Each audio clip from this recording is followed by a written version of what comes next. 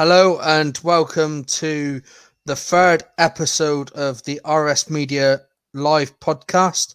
I'm joined tonight by my usual suspects in Mike Harneman and Sean Price. So good evening, Mike. How are you doing? Yeah, hi, Ray. Doing pretty good actually.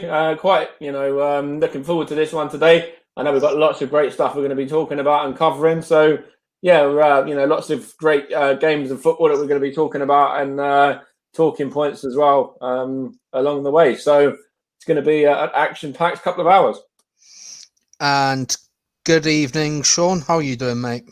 I'm doing pretty fine today, thank you, Ross. Ryan, how are you doing? I'm all right, thanks. Apart from being painful, but we'll not talk about that because it's not for that. It's not to have on here. So the first thing we're going to talk about is this Aubameyang signing his new 3-year deal. So what's your thoughts on this, Sean? I think it's a good piece of business from Arsenal, really, to be honest. He had like 1 year left on his contract and we was waiting and it was dragging and then like he turned down 2 offers from Barcelona and Inter Milan. So for Arteta to convince Aubameyang to stay is probably one of the best transfer news we've ever had as an Arsenal fan, really, to be honest. Which is really good. What's your thoughts on this, Mike?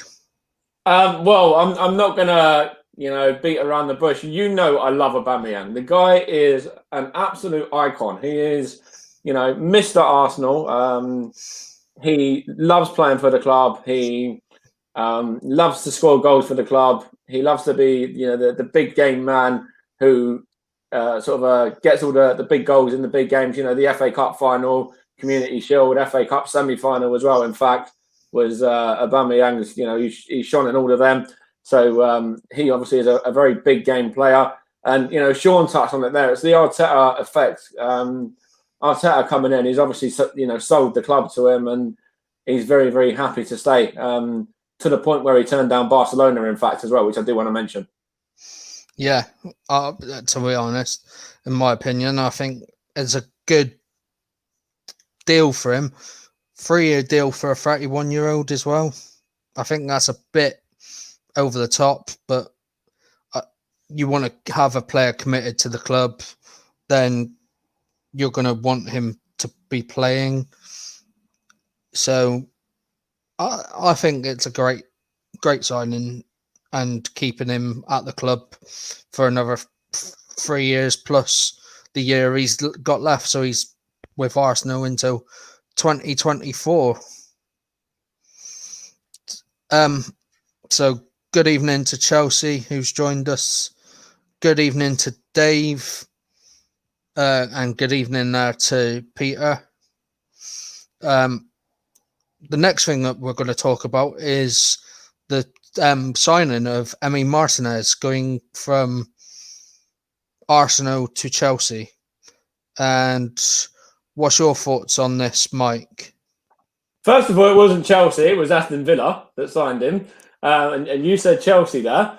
But I did actually want to jump back in on the Aubameyang situation as well briefly, and just say that Mikel Arteta has obviously got a process there, and Aubameyang's brought into that process, and he's the captain, he's the man that wins the games.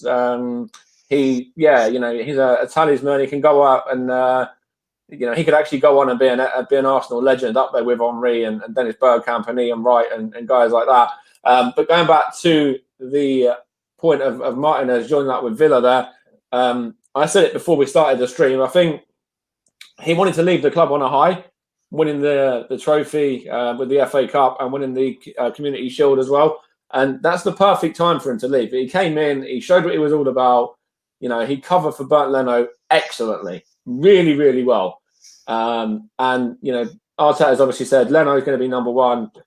You're going to be the number two. If you're not happy with that and you want first team football, we can sell you and we can, get some extra funds in to put towards new players, maybe a party, maybe what's his name, Hassi Mawar and guys like that. You know, it could actually be funds that go towards those signings from selling on the likes of Martinez. And that's it. He wants first team football. He wasn't going to get it at Arsenal, and Arteta's allowed him to move on. Best of luck to him. Really like the guy. I think he was excellent towards the end of last season, and he can keep as many clean sheets as he wants throughout the season. Just don't do it against us. Yeah, sorry about that. It was Arsenal to Aston Villa, not Chelsea, as I did say. So what's your thoughts on this, Sean? Well, I'm very sad to see him go. I mean, the guy who's been there for 10 years, waited for his opportunity, and no fault of Leno, who sadly got injured near the end of the season. I think he did really well. You know, he's commanding of the box. He's he's shot stopping, and he was a very good keeper for us. But unfortunately, he wants to go to number one. So I wish him all the best of luck to Aston Villa. Yeah, my opinion on this is he had a very good end to the season at Arsenal, especially taking the place of Leno, who got that injury against, who was it, Watford? No, Leno's injury was Brighton. Brighton, yeah, because it was Maupay that went into him. And to be honest, I think Villa getting him in for 17 million, I think it's a great bit of business for Villa. I think it's a great bit of business for Arsenal as well. So I think both clubs are happy with this. I don't think you can't look anywhere past it. He deserves to be number one. And if Arsenal couldn't offer it to him, Aston Villa have offered it to him, which is a good point. Yeah, I just wanted to just jump back in there as well and just say, actually, in regards to Martinez there, we said it. He wanted first team football, and Leno had that injury against Brighton, and I can't echo enough how brilliantly he did when he came in there. There were so many games where he saved his points. He looked commanding. He looked assured. He looked, very comfortable on the ball with the ball at his feet as well. And Villa have got themselves some really good signing. And for somebody like Martinez to actually be at the club for 10 years and have to wait that long to get an opportunity, and then at the end of those 10 years, come in, do what he did, perform how he did, and then actually to get the move, then you have to say fair play to him. And he's kind of sacrificed himself for the club a bit as well, in the hope that we can go on and get some better players and sort of strengthen in other areas, and then push on. Also, the next thing we're going to talk about is the signing of Ollie Watkins from Brentford to Aston Villa. My opinion of this, I think after his season that he had with Brentford in the Championship, is a very good season. I think he scored like 28, 29 goals. So it's good for him, and he deserves his chance in the Premier League, especially after coming from Exeter City's Youth Academy and playing for them in League Two and making the big step up to play in the Championship for Brentford, and then going on to Aston Villa now. And also he scored in his league, in his debut for Aston Villa last night in the win for Aston Villa. But we'll talk about that when we come to it in the Carabao Cup section. So what's your thoughts on this, Sean? Well, Ollie Watkins is a very good player. When I watched him from last season when he played for Brentford, he scored like you said, 28 goals, and that for Brentford is very, very good in the Championship, which is the most difficult league in the football history of any division. That's why it's the best. But he's waited for his chance to go to the Premier League, and hopefully he might score more goals than Joelinton. Oh, who knows? And what's your thoughts on this, Mike? Well, first of all, he's only a very young man as well. He's only 24. So He's people know about Ollie Watkins from his time at Exeter. I think he scored 21 goals there over the course of about 3 seasons, I think it was. Went out on loan in that first season there to Western and Supermare and got 10 as well. So, and then got 45 overall in his couple of years, his 3 years at Brentford. So, that's a good record. He's you can see he's a poacher, he's a clinical finisher, and to do that on your debut as well. Last night that's it really. It's really good signs of things to come for him, and that was it. Was it Brentford they beat last night? It was, wasn't it? I think it was Burton Albion they beat last night. Oh, yeah, Burton, yeah, Burton. That's it. So Burton and Brentford are 2 very decent teams as well. And Brentford were unlucky last season not to go up, and I think that kind of turned his head a bit. The fact they didn't get promoted as well. If they were to get promoted to the Premier League, then he might have stayed. Yeah, who knows?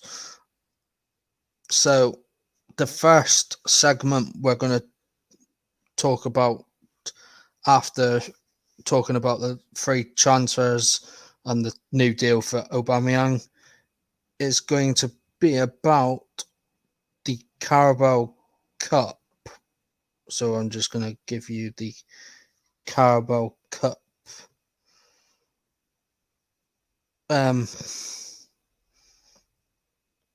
thing. So the Carabao Cup. So there was games yesterday, Tuesday, 15th September, which involved 2 of my sides, Plymouth Argyle and Middlesbrough. Unfortunately, they both went out. I was going to say they both won, didn't they? They both went out, but we'll run you through the scores quickly. So it was Gillingham 1, Coventry 1, Middlesbrough 0, Barnsley 2. You wish it was the other way round. You wish it was the other way. Millwall 3, Cheltenham Town 1, Reading 0, Luton 1, Derby 1, Preston 2, Bradford 0, Lincoln 5, Fleetwood 2, Port Vale 1, Newport County 1, Cambridge United 0, Oxford United 1, Watford 1, Watford winning 3-0 on penalties. Newcastle 1, Blackburn 0. West Ham United 3, Charlton 0. Bournemouth 0, Crystal Palace 0. Bournemouth winning 11-10 on penalties. Burton Albion 1, Aston Villa 3. Leyton Orient 3, Plymouth Argyle 2. Say that one again. I missed that one. Can you say that one again, please? No. Morecambe 1, Oldham 0. Rochdale 0. Sheffield Wednesday 2. So there's been some big games in there, and also some shock results as well. The first shock that I think as well is Lincoln beating Bradford 5-0. And it was just amazing. Lincoln won 5-0. They scored with an own goal after 4 minutes, Scully after 6 minutes, Monsma after 29 minutes, Jones after 41 minutes, and then Callum Morton after 90 plus 3. So what do you think of that game, Sean? Well, Lincoln absolutely dominated Bradford, and Al Loney scored against them. So I'm quite pleased that he scored his first goal, and they set up a potential good tie with Liverpool, the Premier League champions. So that will be interesting to see which one wins out of that one. Yeah, I was so happy about that. What's your thoughts on that, Mike? Yeah, so it's a huge result for Lincoln. A really big performance. As Sean said, the loanee from Arsenal scoring as well, which is always good. And it's a really good performance from them. completely dominated Bradford there. I was looking at a few stats and stuff just a minute ago. It actually didn't look like they dominated them in terms of shots and stuff on goal. It was 15-11 in terms of Bradford, in Bradford's favour there. But on target, it was 8-3 in Lincoln's favour. So they're able to turn that into goals and to chances a lot more, easily compared to what Bradford were. And then, it was just having a look. Yeah, it wasn't actually as one-sided as it looked in some of the capacities. Bradford had about 58% possession and to Lincoln 41, but it's still, they've gone on and totally blitzed the Bantams away in the end. Yeah, I mean, Lincoln are League One, Bradford are League Two, but Bradford have still got a very good side. So would like to say hello to Tegan Rosenquist. And he's a Man U fan. He's now he's a local footballer and he's playing for Bideford. So I was just going to say that. Sorry, just to Tegan there. You say you're struggling to signings, but Donny van der Beek, quality player, brilliant player, and he'll do really well for United. Yeah, Donny van der Beek signed a few weeks ago. So we'll move on to another game. I'm going to start with, I'm going to go with the Leyton Orient 3, Plymouth Argyle 2, only because I know Chelsea, who's in the comments, is a Leyton Orient fan, me being a Plymouth fan. Just when we were 2-0 up, I was like buzzing. I mean, we did have a third goal disallowed for offside, apparently. So it's not what I wanted, but it was good to see Joby McAnuff score after 74 minutes. But they had Louis Dennis, who scored after 55 minutes, and then Danny Johnson scored in the final minute of injury time, 90+3. And I was really downbeat. I mean, going 2-0 up into halftime, I was listening to this on Soccer Saturday, Soccer Special, and listening to this so that, because I wanted Argyle to play Tottenham next week, which would have been a good money spinning for both sides. We would have made a bit of money. Potentially, it could have been on Sky as well. So for Leyton Orient to nick it from underneath our skins, I was a bit downbeat and upset. But at least we can go into league action on Saturday against AFC Wimbledon with some fear of beating them, hopefully. So what's your thoughts on this, Mike? Yeah, so of course, for Plymouth, that's a big shame to go 2-0 up as well. Kellen Watts getting his first goal for the club on loan from Newcastle. And, that was great to see Kellen get a goal. I'm from down here in Stevenage in Hertfordshire, and he was down here, playing down here last season, and he done really well when he was playing down here. So it was good to see him pop up and get a goal. It was also, other former Stevenage players getting goals in that game were McAnuff and Johnson as well. So actually, there was 3 out of those 5 goals scored by former Stevenage players there, which is more than I think what Stevenage scored themselves for most of last season. But yeah, I think for yourself as well, Ryan. It's a shame to see Plymouth go out, but was it even more kind of gutting that it was a former Middlesbrough man to score the winner? Well, yeah, we looked at this just before we came on air, and it's even more gutting that the Danny Johnson who scored was actually came through Middlesbrough's youth academy before going out to Hartlepool's youth academy, but it really has upset me. But we can now concentrate on going into the league and waiting for the FA Cup. Yeah, and I think that's the whole point, really. You were able to, you're able to kind of switch your attention to league action pretty quickly now, because obviously you got that game against AFC Wimbledon at Loftus Road that you said at the weekend because of their stadium not being ready and stuff. So they're going to be playing that game at QPR Stadium because they're away, and because obviously they played at home last week in the league.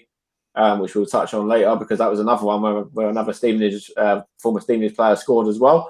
But so what was I saying? Yeah, in regards to that, I think it's a shame for Plymouth to go out. It's just obviously with such a big money spending tie against Spurs as well, which you would have had. But you've got to take the positives and focus on the league and just admit that you were beaten on the day by the side that were might have been better or whatever it may have been, but Orient deserved that tie against Spurs, and as an Arsenal fan, hopefully they smash them. well, as Chelsea's just put in the comments, with the recent years for Orient and all the bad luck we have had with relegations and our club nearly end, I was proud of the boys and well done for them bringing the club back up. And then she goes, now, guys, admit Orient deserve it after all their bad luck. Yeah, and I agree with that as well. Chelsea, I'm downbeat. I was upset, but I move on. I wish you all the best against Spurs. And I also wish you all the best for the rest of your season in League Two. Because to be honest, I think you'll do well. You've got some good, tidy players. And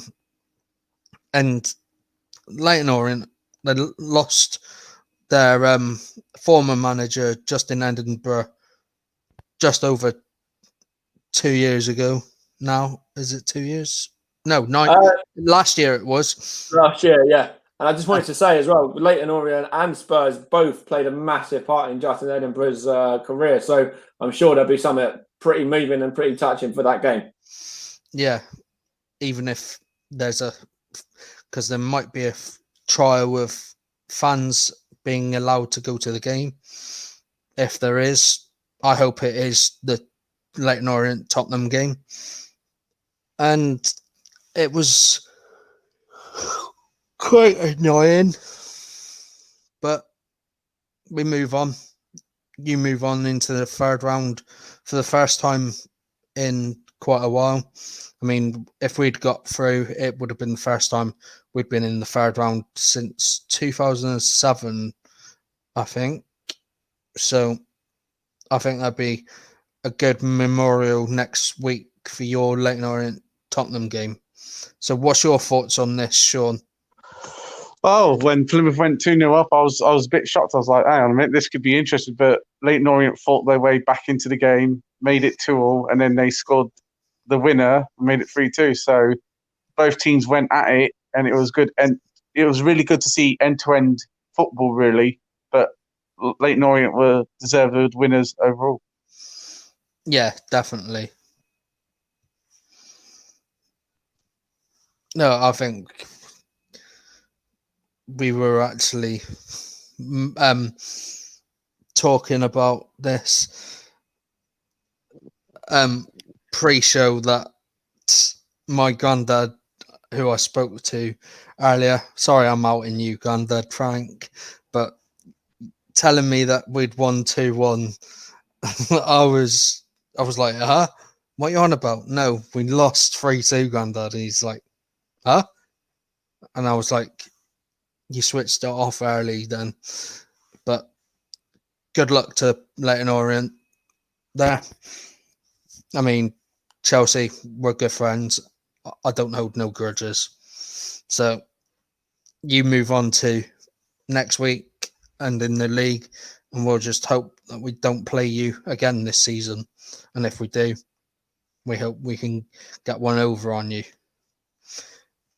So the next game that we're going to talk about, I'm going to talk about Middlesbrough's 2-0 victory, 2-0 defeat. To Barnsley. The goals coming from Schmidt after 22 minutes and Jordan Williams after 34 minutes. In my opinion, I was listening to this game and I thought that Barnsley were the better side. They were the better side first half. Second half, Neil Warnock changed it. He brought on Paddy McNair at half time, and then in the 69th minute he brought on Johnny Howson and Sam Fuller in. He took off Sam Morsey and Ashley Fletcher. And to be honest, we gave it a good go. And in the second half, but Marcus Bettinelli being beaten at your near post twice, I can understand it happening once, but to have it happen twice, I was not happy. So what's your thoughts on this, Sean? Well, Middlesbrough didn't do. I don't know what the stats were, but I don't know if Middlesbrough created much throughout the game. But Barnsley just showed their quality in the end and scored like 2 quick goals and just ran out 2-0 winners and deserved it on the night. And what do you think of this, Mike? So what I was reading before the game was that Neil Warnock made quite a hefty amount of changes. Was that right? He brought in 7 new faces for that game last night?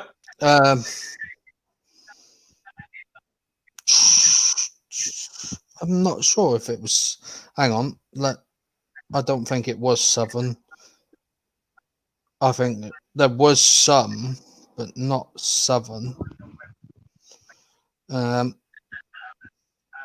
I don't think, from what I was reading, it didn't really look like he was as fussed about that competition than the league, because he was giving fringe players the opportunity to get some game time, whereas, they're sort of saving the minutes in the leg for the games this weekend in the league for, the majority of the players. I think he did rest quite a lot.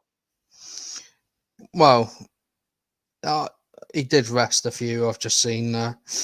And I think he was looking forward to playing Bournemouth at the weekend.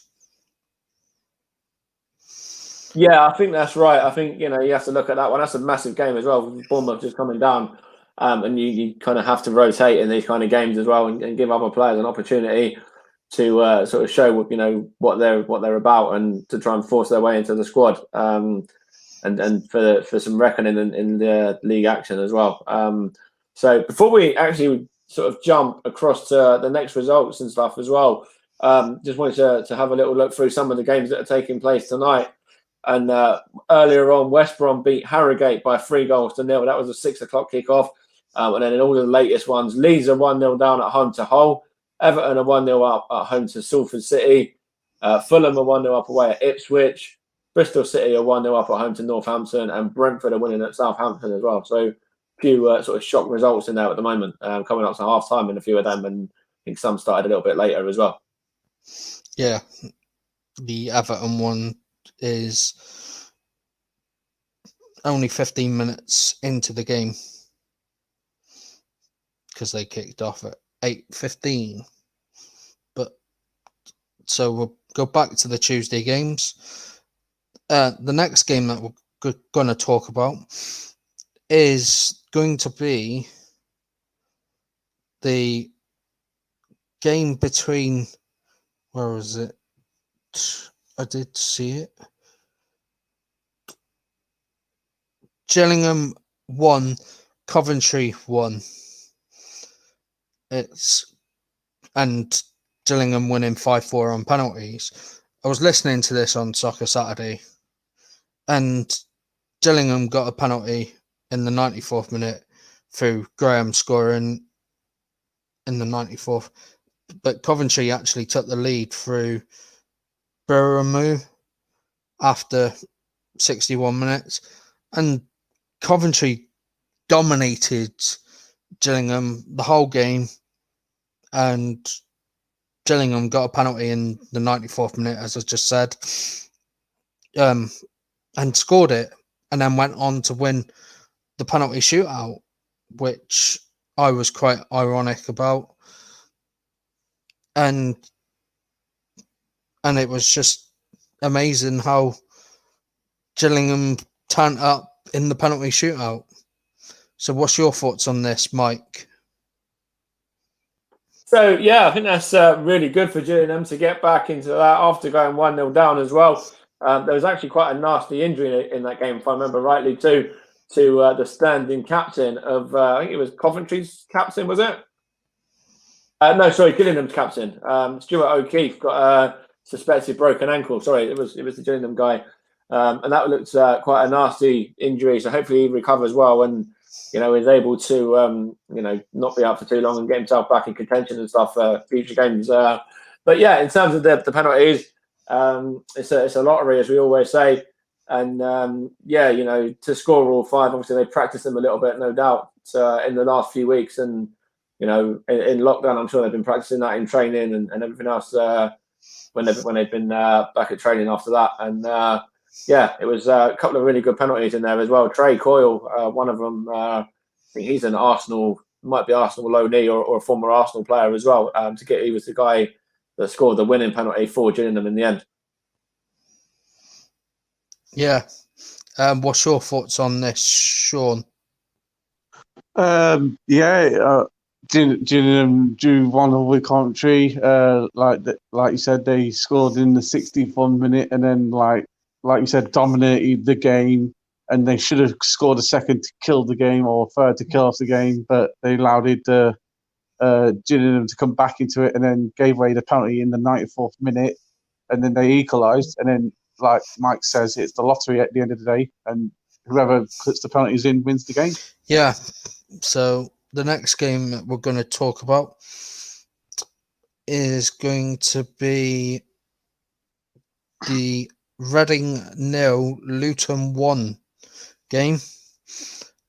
Luton scoring after 24 minutes with Jordan Clark.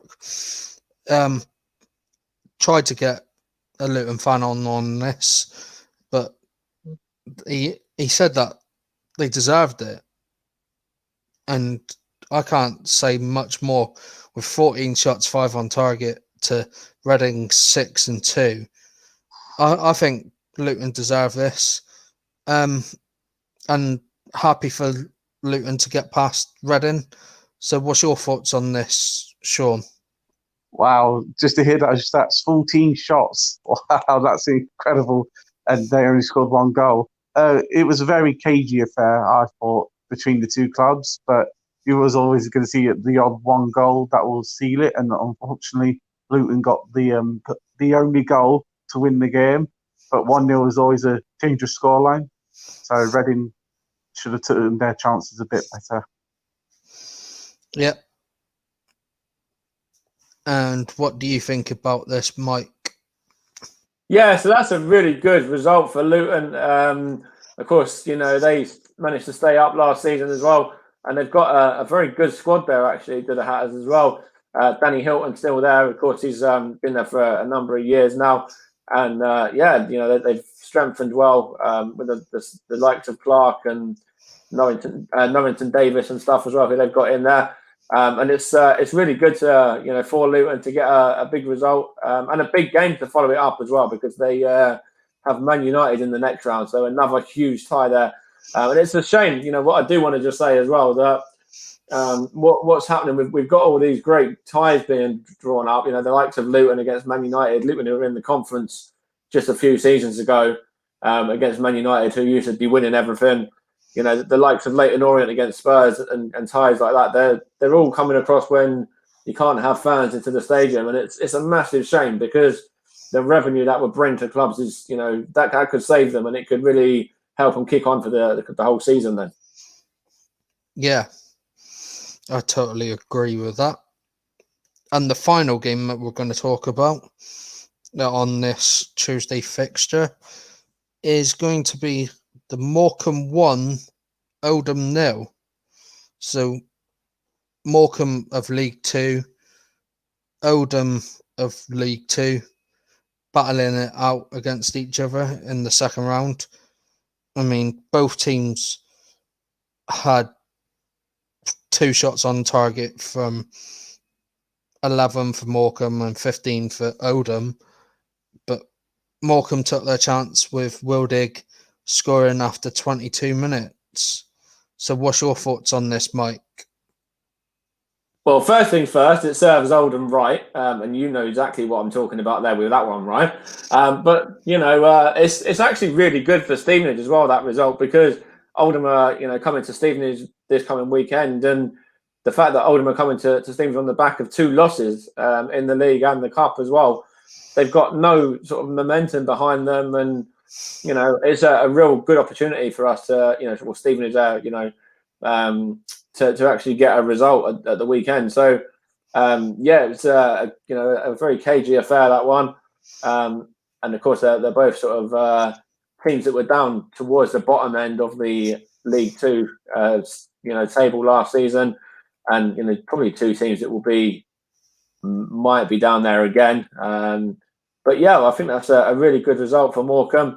And they've got some really good players in their ranks. I like Wildig. I think he's a really good player for them. And they, again, that's another one I just mentioned as well. They host Premier League Newcastle in the next round, so it all kind of adds up, as I said before. Just looking at some of the stats, it was actually quite an even contest. I think there's only 10% possession, either way. The 2 shots on target each, as you said. There was only, I think, like 4 shots extra in Oldham's favour as well. And of course, Morecambe defended really, really well. And, you have to do that in these games, these one-off games, especially, once you've gone 1-0 up, and with that goal being pretty early on as well. It kind of, they had quite a long time to hold on and to see it through. And quickly going into it, it's now Southampton 0, Brentford 2. Jade De Silva scoring, Josh De Silva scoring after 45 plus 1. So that's now 2-0 to Brentford on the stroke of half time. So that's that. Sean, what do you think of the Oldham versus Morecambe game? Well, I can agree with Mike. There are going to be 2 teams that are going to be struggling near the bottom of League 2. Harry Kewell is the manager of Oldham, so he had experience of managing, I think it's Notts County and Crawley, but he hasn't got a good record with those 2 clubs. So I think Stevenage will be chomping at the bit to play them, and hopefully they'll win. But Morecambe, like you said, they're poor as well, but Morecambe deserved the win at the end because they took the chance and Oldham didn't. So we're now moving on into the next segment, which will be Sky Bet League 2. And I'll be handing you over to Mike, who will be bringing you the League 2 results that we'll be previewing and reviewing. Okay, thanks for that. So without any further ado, we'll jump straight into it. And the first game for Saturday, the 12th of September, was Barrow 1, Stevenage 1. The tale of 2 penalties in that game as well. Barrow taking the lead early on through a penalty that they won that was tucked away quite nicely, in fact, by Angus in the end. Stevenage got a penalty of their own right towards the very end of the game with about 5 minutes of normal time to go. A new signing, Inny Effiong, who's the club signed from Dover in the summer, salvaged a 1-1 draw in that one. Bolton Wanderers 0, Forest Green 1 was another result there. Bradford 0, Colchester 0.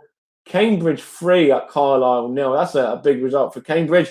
Cheltenham 1, Morecambe 2. So, Morecambe have started off pretty well there with that win last night as well. Mansfield 0, Tranmere 0.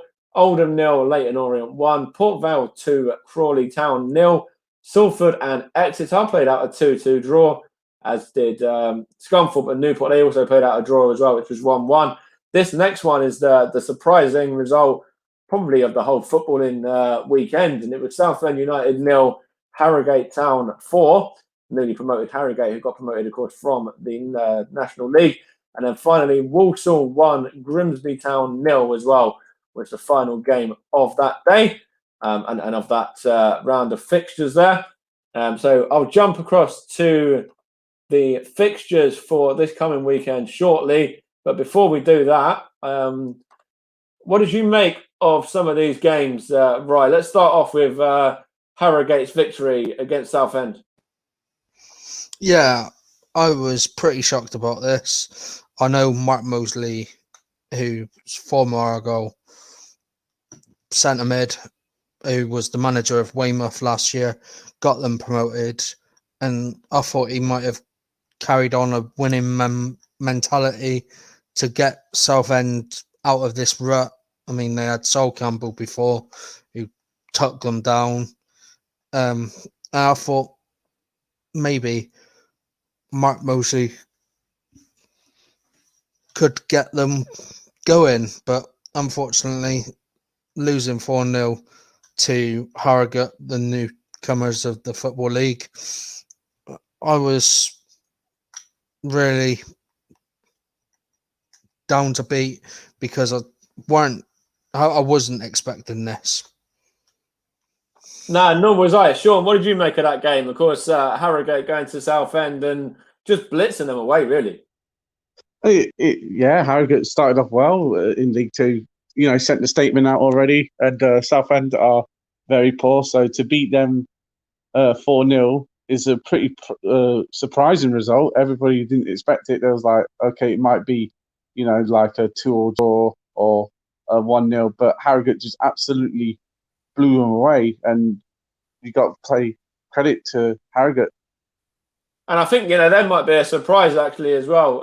They might do really well this season. Harrogate, they've got a half decent side there, and they done well to get promoted. And you know, Southend in a lot of dire situations at the moment, of course, on and off the pitch as well. On the pitch, they started off with that really terrible result, and then off the pitch, they've got the winding up petition as well, which has been put out to them. So that's been delayed. I think it's till October the 28th at the moment, if I saw rightly. And of course, we want to touch on Macclesfield as well. I know they're not actually a Football League club anymore, but of course, they've had to wind their club up as well.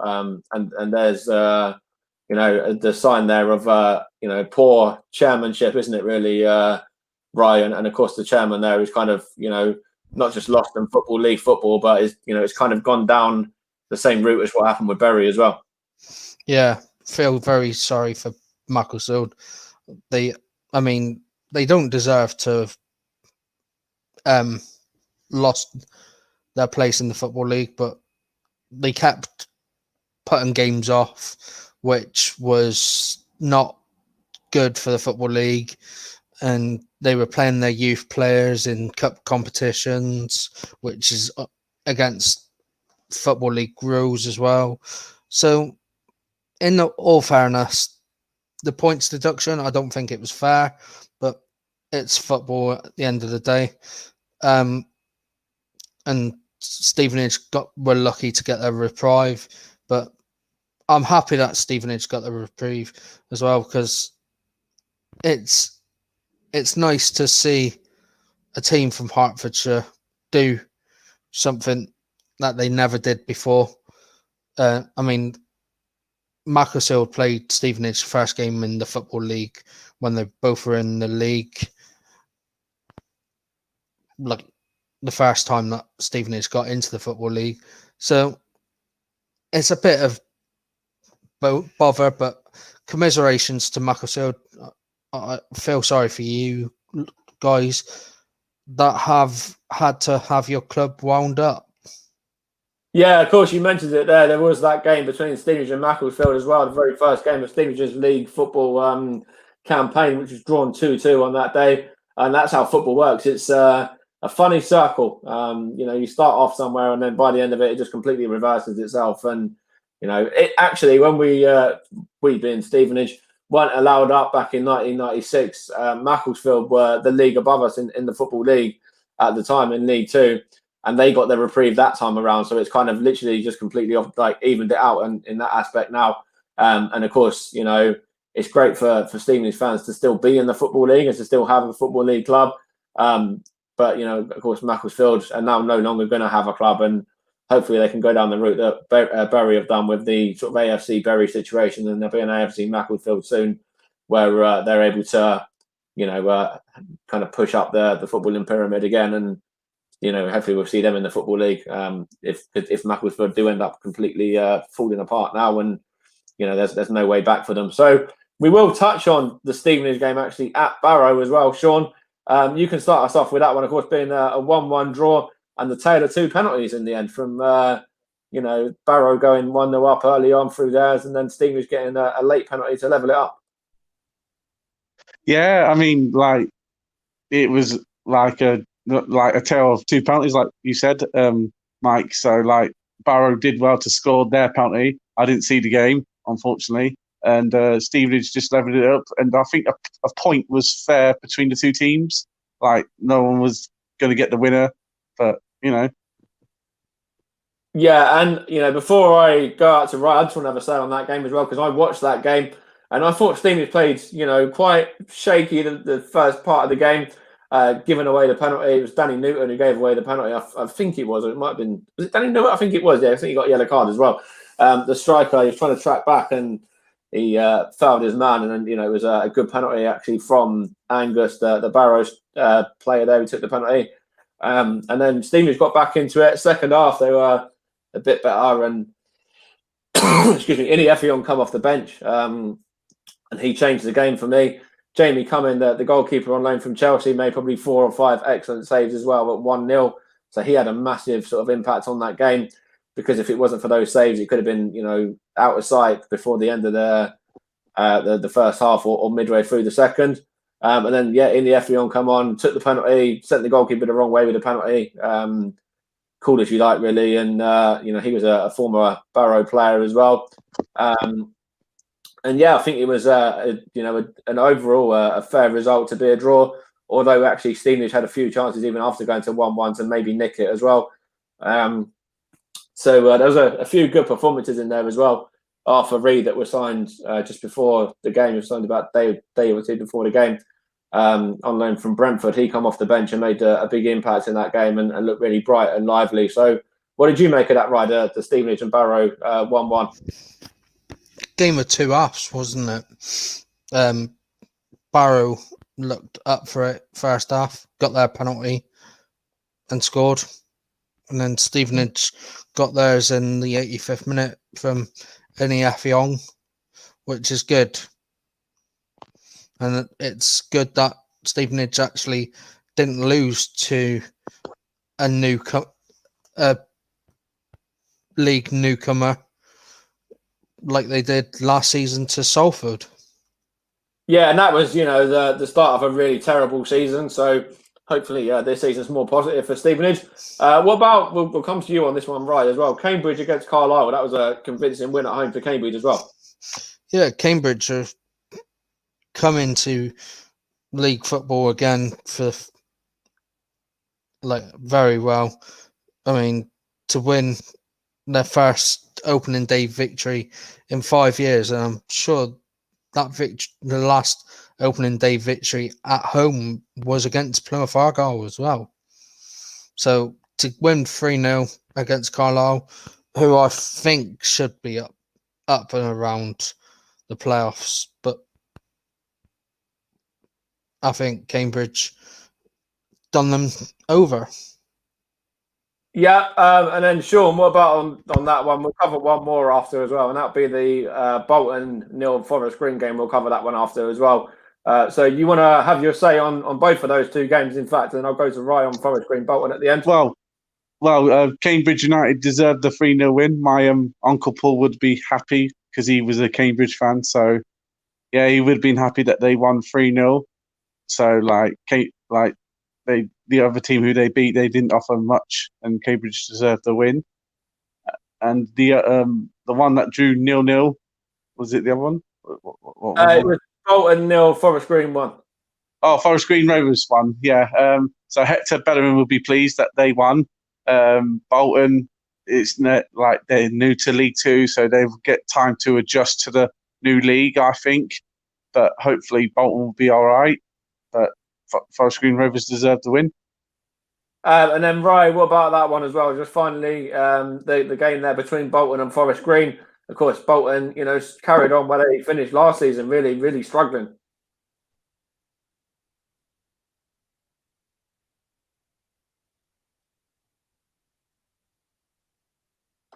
I think we've lost you, Ryan. You might have to unmute or whatever. Did you forget to unmute? Yeah. So Forest Green game was 1-0 to Forest Green. Bolton signed Anthony Sarcevic and Forest Green and Owen Doyle, respectively, from League Two teams last season in Plymouth Argyle and Swindon. But Swindon had Owen Doyle for the whole season, and then he went back to Bradford, then signed permanently for Swindon, and he was the league's top scorer. So I'm shocked that they lost. I mean, they've got Nathaniel Delfonso as well, Anthony Sarcevic, who I said joined them from Argyle. Very good front three there. They've got some good players. Alex Baptiste, Gethin Jones, who's another ex-Argyle loanee. They've got a very good team on paper. I'd like to see them get back into League One. So hopefully they do. Right, and then we'll just quickly go through some of the fixtures as well. So what haven't we covered? Crawley, Scunthorpe. We haven't covered Crawley. So what do you make of that one? We'll come to you first, Ryan, on that one. Crawley, Scunthorpe. How do you think that one's going to turn out?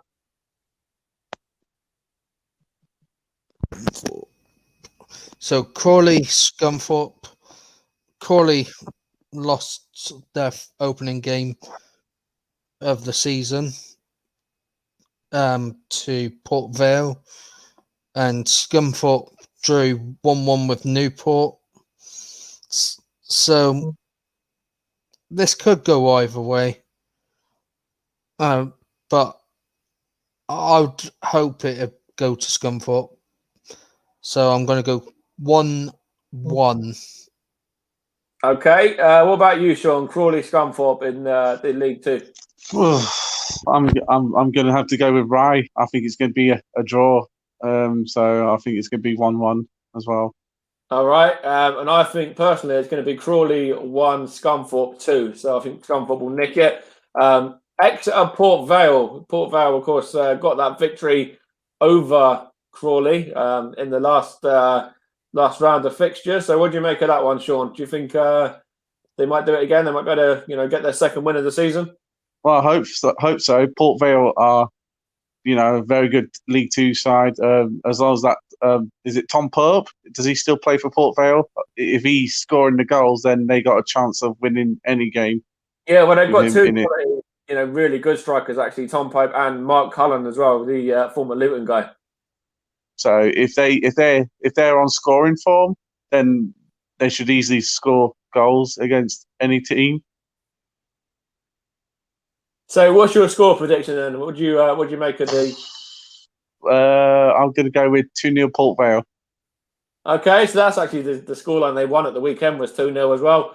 What do you think, Ray? Exeter, Port Vale. Try not to be biased.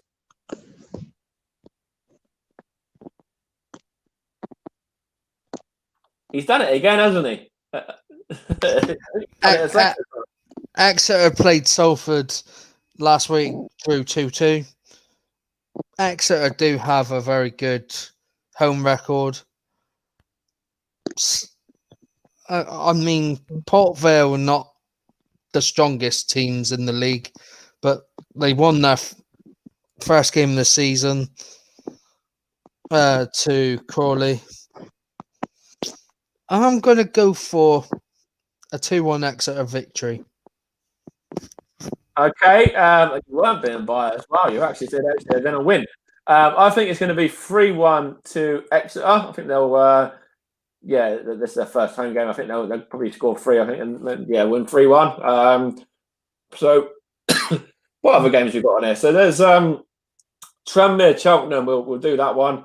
I personally think Tranmere and Cheltenham will be quite an even game actually, because Cheltenham lost their first game and Tranmere only got a draw in there. So I think this might be a draw, this one personally. Before going out to you guys, I'm going to go 1-1. What about you, Rye, first of all, that Cheltenham's away game at Tranmere? Cheltenham lost their first game of the season to Morecambe 2-1. Tranmere drew their first game to Mansfield 0-0. And they're both just above each other. Tranmere are above Cheltenham. So I'm going for a KG 1-1 draw.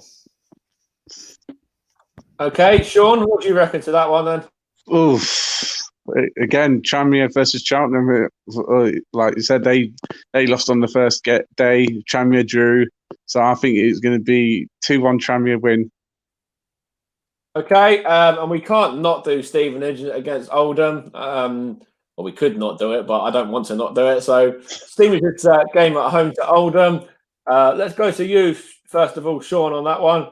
Of course, it's going to be a very good game, that one, with Oldham losing both of their 2 games in the Cup, and then Stevenage obviously drawing as well. So what do you reckon?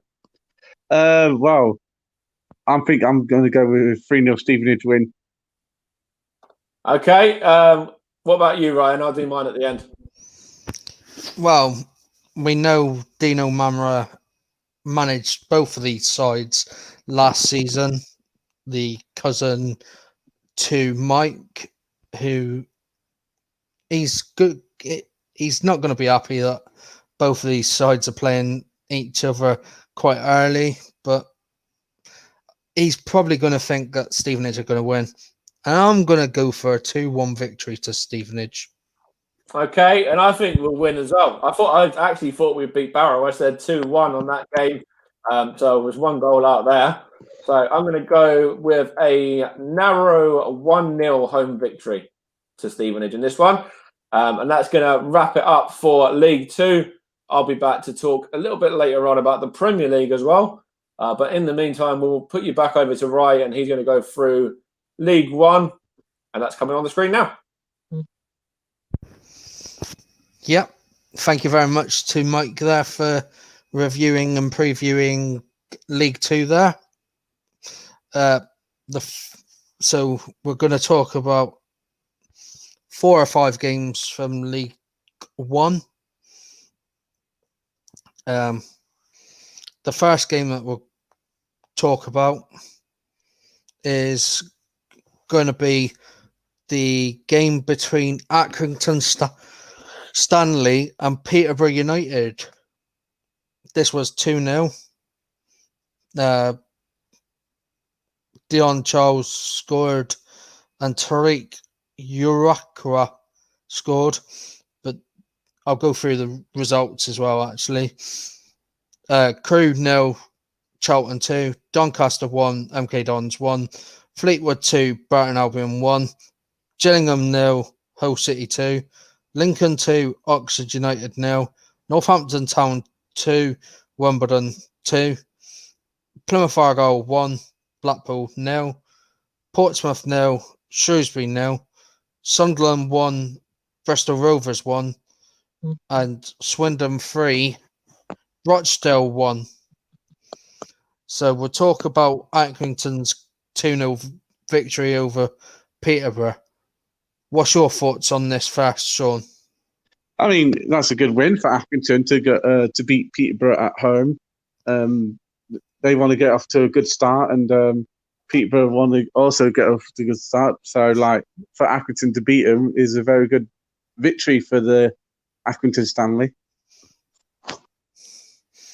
And what do you think of this, Mike? Right, so yeah, I think that was a really good result for Accrington. I think it's a little bit of a surprise as well. Maybe a bit of a turn up for the books. I think people might have had this one down as a draw. I think I did. I don't know what I was thinking. I think it'd probably be a draw this one, but it's a really good victory for Accrington. They scored actually some really good goals as well, and they were both scored at pretty good times. I think they scored just on the verge of half time. And then a couple of minutes before the end of the 90 as well to go 2-0 up there. So that's a really good victory for them. And yeah, they might go on and surprise people this season. And I'm sure Peterborough, they're going to have a much more better days than this later on in the season, no doubt. I'm sure they won't be this bad, the whole time that they're in the league, and they will get good results. And, all I want to say is, to Durham McAntony and to who is it that's managing Peterborough these days? It is who is it? I'm trying to remember now.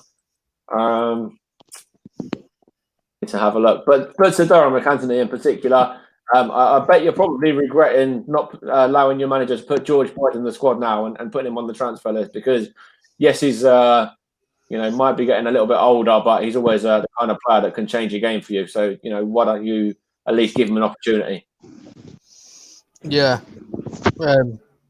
And Peterborough United also sold George Cooper to Plymouth Argyle, which we touched about in the first podcast. And the manager is Darren Ferguson. That's right. He's back again. I wasn't sure if he was if he was still there or come back or whatever. Yeah. Well, he's in and out like Graham Wesley is at Stevenage. So the thoughts on this for me: Accrington beating Peterborough's, who were actually the pre-season favourites for the title. I think it's a great result for Accrington, especially where they are in the country. They're in the place where there's loads of Lancashire teams. They've got Bolton. They got to deal with the likes of Man U, Man City. So they don't get much attendance, but to win 2-0 at Peterborough, you got to be happy with that. Well, at home to Peterborough as well. So the next game we'll talk about is going to be the Northampton 2, Wimbledon 2. And Northampton scored with Warburton after... Well, it was actually Chisler after 1 minute. Warburton equalised after 19. Guinness Walker scored for Wimbledon after 23 minutes. And then Northampton managed to level up after 31 minutes through Corborough. So what's your thoughts on this, Mike? So did you go to Sean on that last one? I just wanted to make sure you did. Yeah. Right, so that's fine then. So what game are we covering now? This was the game between... game was this one? Sorry, just repeat that again. Northampton 2, Wimbledon 2. Okay, so yeah, that was actually a really good game of football. I thought there was, some really good passages of play, some really well-taken goals as well. Northampton, getting a positive result there from, going behind early on and then, putting it back twice to get 2 levelers. I think they've done really, really well to do that. And, I haven't seen any match stats. I've got some stats in front of me, in fact. In terms of possession, there was only 2% possession difference. Northampton had 3 more shots. There was only 2 shots on target to Northampton and 3 for AFC Wimbledon. So most of the shots were actually created into shots on target and goals as well there.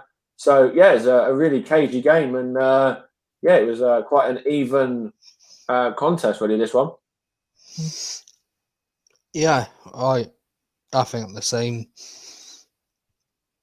So over to you, Sean.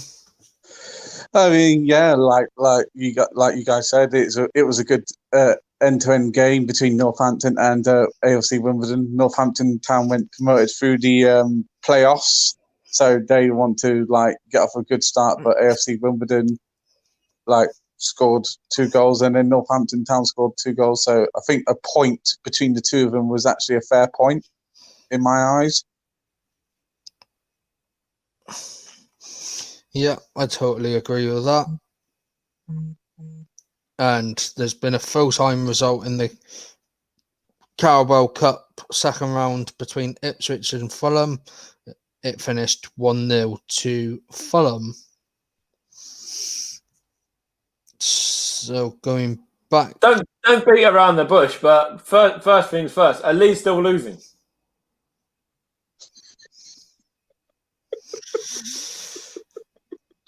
I think they are currently still losing 1-0 to Hull City. And it's currently 2-0 Bristol City, 2-0 Brentford, and it's half-time between Everton and Salford at 1-0 to Everton. So the next game that we're going to talk about is the Plymouth Argyle versus Blackpool game. My thoughts on this, I mean, we scored really early on. I was on Lee Charles' TV, is watching his watch along as well as watching the game. I thought Mike Cooper has to be a future England number one. He made 4 or 5 great saves. He was amazing. The amount of blocks that we had. So I was happy. I mean, Luke Jeffcott scored after 2 minutes, and it was just inevitable.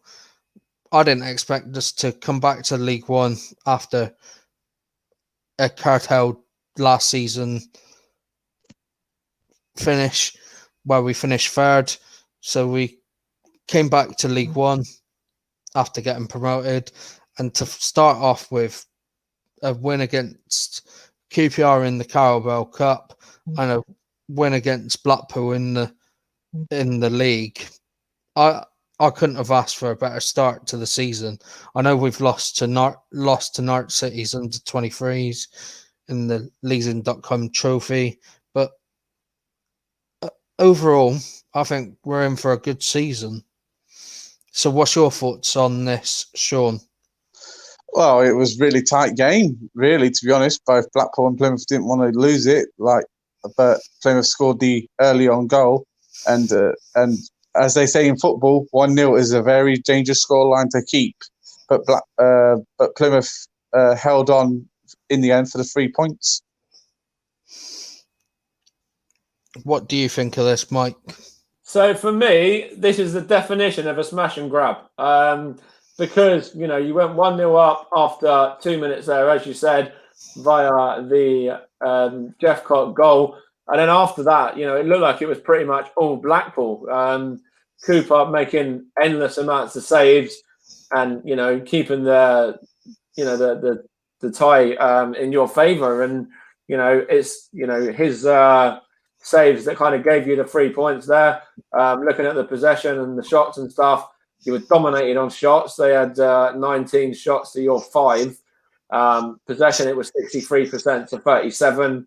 And, it was, as I said, it was a smash and grab, really. And a really good victory for Plymouth. But, it's not too often that you have to face a goalkeeper of Cooper's quality there. And, to play that well, that's the reason you won the game, to be honest, because of all of the amount of saves that he made. And obviously you got the early goal, but then from then on in, it was Blackpool just pushing and pushing and pushing and just couldn't get past it. Yeah, he was actually making his full league debut after making 2 substitute appearances for Argyle for injury to. The first one was to Carl Lefferen when we played Blackburn, and I think the second one was to Matt Macy, and he had to come on for Matt Macy when we played Scunthorpe. So I was happy with his performance. I mean, I got to watch this game live due to me being a season ticket holder, and it was our home game. So we got to watch the games, and I was really, really happy that we held on. I was getting a bit nervous to the end, as I said on Lee Charles's TV on his watch along. I said they deserve something out of it, Blackpool, but Mike Cooper was quality. He made 4 or 5 decent saves. Will Aimson was quality, blocking everything, who was actually making his league debut as well, full league debut as well, because he was injured for the majority of last season. So to have players that have come in and making their mark on the game, I was really happy with them.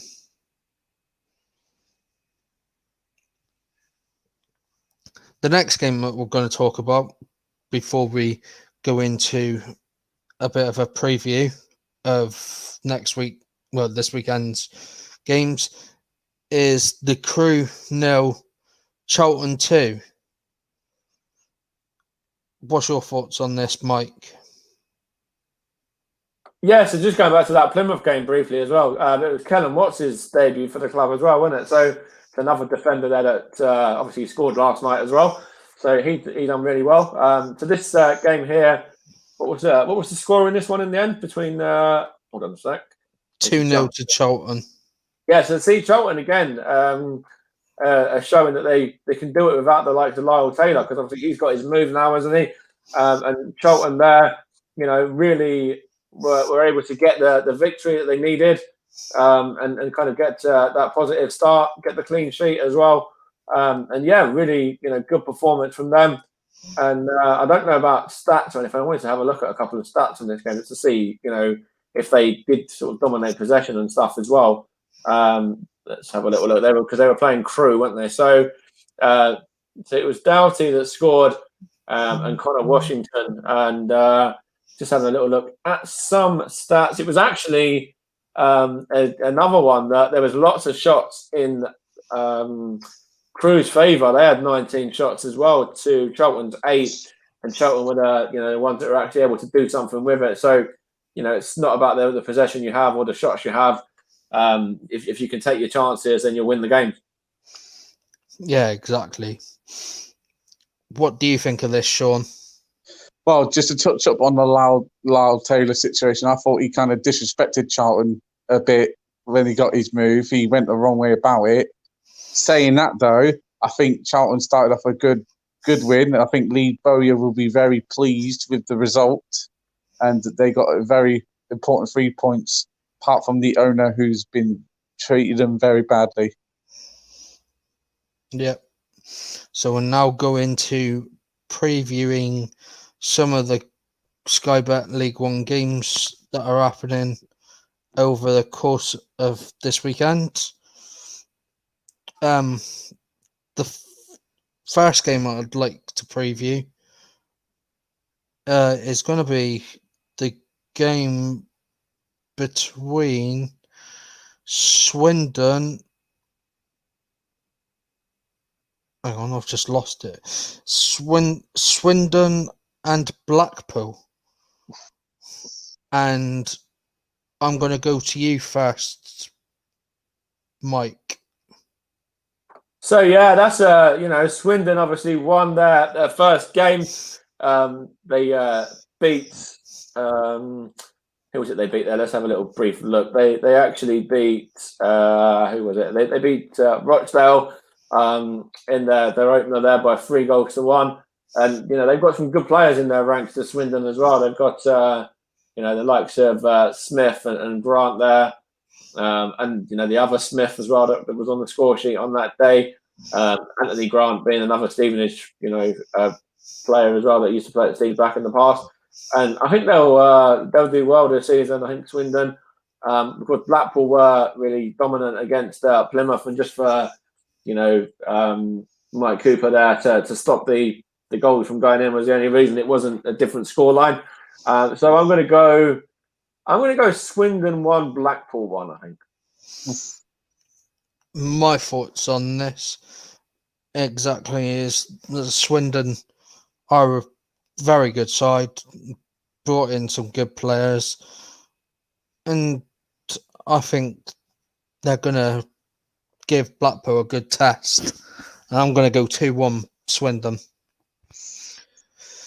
What's your thoughts on this, Sean? Oh yeah, like Swindon v Blackpool is going to be like two even match teams going at it. So like Blackpool wants to get off to a good start after losing to Plymouth 1-0, and Swindon got off to a good start after winning 3-1. I think it was 3-1 they won. So I'm going to go with a 1-1 draw. Yeah. The next game that we'll talk about is going to be the game between Bristol Rovers and Ipswich. And what do you think of this, Sean? I mean, Bristol Rovers at home versus Ipswich. Going to be a good game between the two teams. I think Ipswich will win 2-0. And over to you, Mike. Yeah, so I think it's going to be quite an even game, this one as well. I don't think there'll be loads and loads of goals in it. I know Ipswich won their opening fixture, and we're trying to see what the score was. But yeah, the other game was a draw, wasn't it? And so I think Ipswich will come out on top here. I don't think there's going to be loads of goals. So Ipswich are going to win for me by 1-0. Yeah, and my thoughts on this. Bristol Rovers are a good side. They've got Josh Grant, who was on loan at Argyle last season. I mean, to draw 1-1 with Sunderland, who are a very good side, I think they could put up a good fight against Ipswich, but I think Ipswich are proved to be too strong for them. So I'm going to go for a 2-1 victory to Ipswich.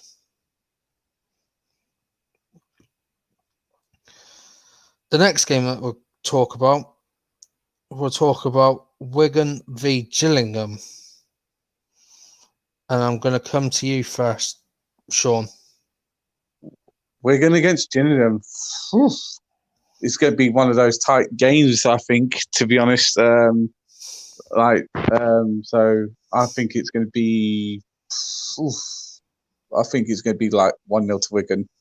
I think it's going to be a really tight game. And what do you think, Mike?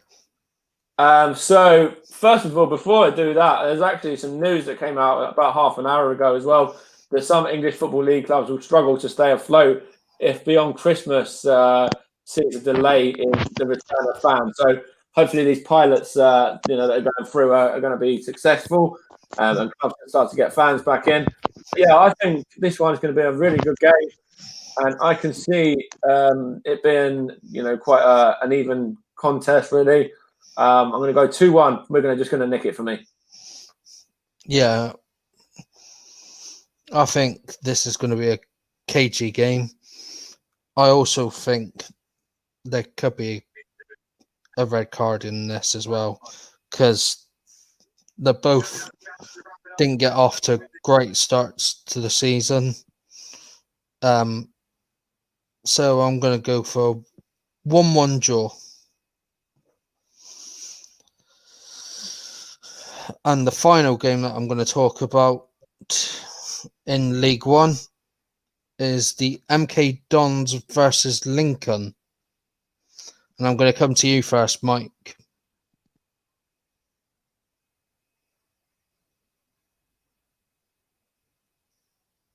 Right, apologies about that. I tried to unmute and it wouldn't unmute for some reason. MK Dons Lincoln. So I think this is going to be a really good game. I think Lincoln are, a formed side at the moment. They've shown it in the league and the cup as well. Absolutely fresh in Bradford there, and beating Oxford in the league as well. So I think they're in a really good form, and I think they'll win this one again, Lincoln. And I can see them winning. They're playing MK Dons, aren't they? Right. So I think it's going to be Lincoln 2-0 victory. Yep. And the reason I've done this is because Alex Palmer is now on loan to Lincoln from West Brom after a very successful season with Argo last season. And he's kept 2 clean sheets in his first 2 games for the club. So got to be proud of him. The result, I think it's going to be a cagey game again, but I think Lincoln will win this again, and I'm going to go 1-0. What do you think about this, Sean? What game are we reviewing? MK Dons v Lincoln.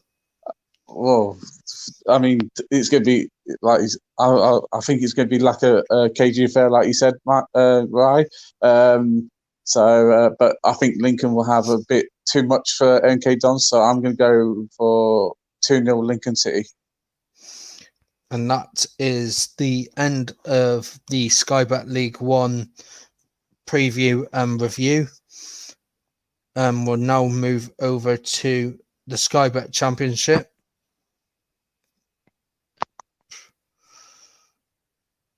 And I'm going to let Sean have a say on the championship by picking 4 or 5 teams that he wants to review. Right. So we can do. Give me a second. I need to find out the championship. So, right. So we're going to review Bournemouth v Blackburn. Reading's 2-0 win against Derby.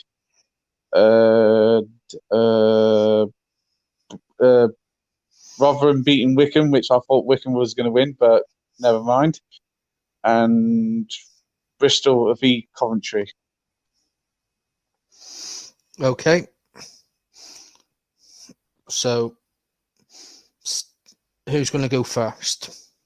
I'll let Mike go first. Right. So, what was the first game? Because I think it was Bournemouth 3, Blackburn 2. Yeah, Bournemouth 3, Blackburn 2. Yeah, so that was a really good result for Bournemouth. Newly relegated side as well, and of course, they want to get back into the Premier League as quickly as they can. And it's a really good opening day for them. Of course, Blackburn are no pushovers either, and it was a really good game of football. So, yeah, I think Bournemouth just about deserved it for me in the end. I will try and have a look for some stats, but I'll hand back over to Ray to kind of give his review on the game as well, because I do want to have a little look over some of the stats between what happened in that in terms of shots and possession and stuff. But I do kind of just about think Bournemouth edged it on the day. Yeah. Yeah. So Bournemouth won 3-2. Blackburn had 51% possession. Bournemouth had 49% possession. 12 shots to Blackburn's 14, with 5 on target to Blackburn's 2.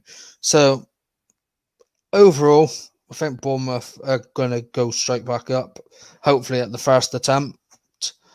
And to win 3-2 against a very strong Blackburn side, I think is a very good result.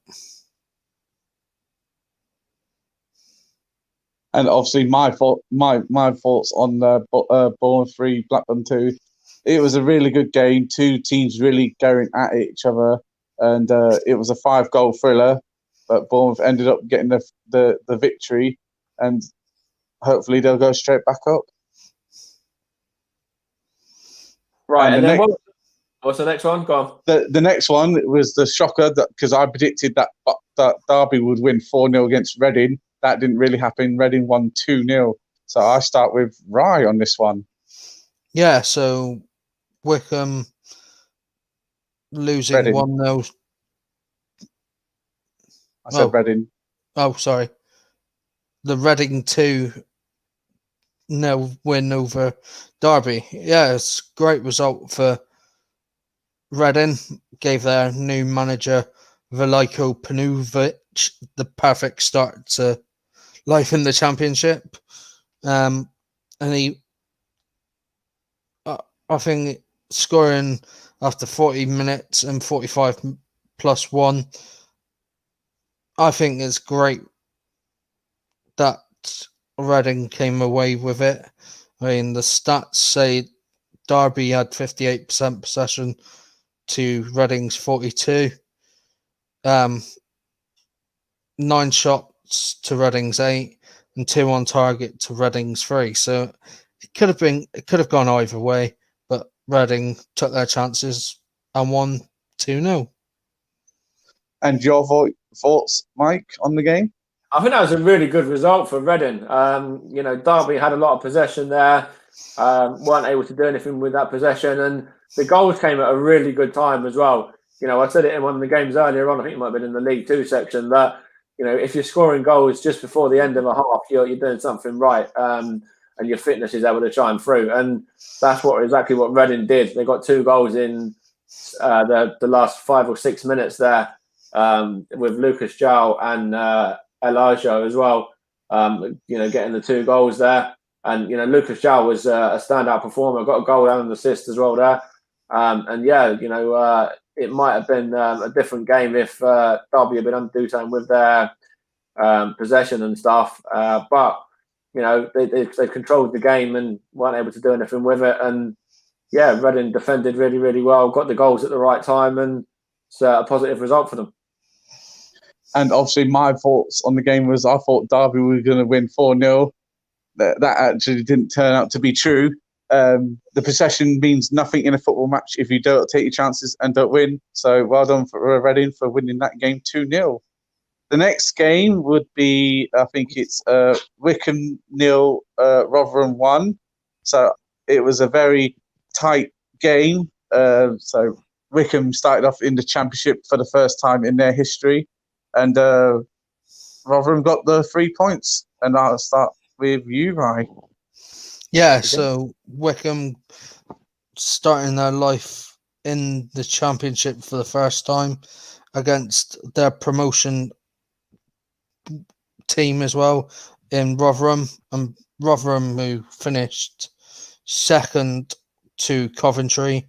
So Wycombe losing out and going into the playoffs, and also losing this game in the 90 plus second minute from a header from Michael Ihekwe is a great start for Rotherham.